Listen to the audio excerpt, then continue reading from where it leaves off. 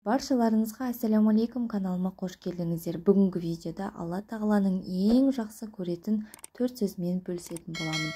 Бұл 4 сөздің жеңілдігі соншалық 1 минутты 100 қайтара айтуға болады. Каналымнан алыстамаңыздар.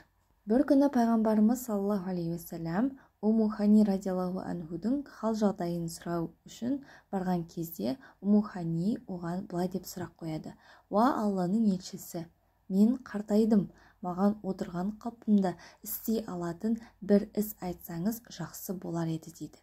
Сонда пайғамбарымыз саллаллаху алейхи уассалам оған 100 рет субханалла деп айт. Расында бұл Исмаил ұрпақтарының арасынан 100 құл азат еткенмен тең. 100 рет әлхамдулиллах деп айт. Өйткені бұл ер тұрманы сақадай сай 100 сәйгүлікпен Алла жолында күрескенмен тең. 100 рет Аллаху Акбар деп айт. Өйткені бұл құрбандыққа атаған 100 түйеге тең.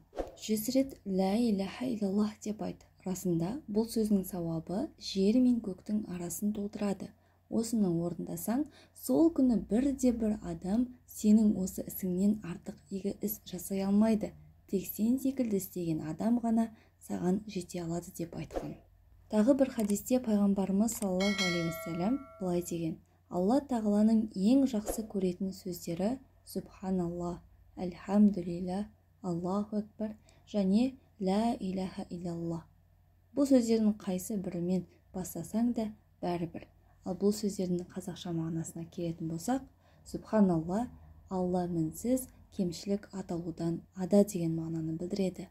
Әлхамдулилля бар мадақ пен шексіз шүкір бір Аллаға тән. Аллаху акбар Алла ұлы. Ал ла иляха илlallah деген Алладан басқа тәңір жоқ деген мағынаны білдіреді.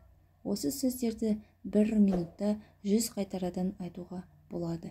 Бұл сіз бен біздің қолымыздан келеді деген ойдамын. Сіздермен бірге болған Жансая Бақытбекқызы. Каналыма тіркелмесеңіздер, тіркеліп жанындағы қоңыраушаны басуды ұмытпаңыздар. Егер сізге видео пайдалы болған болса, лайк басып достарыңызға жіберуді ұмытпаңыздар.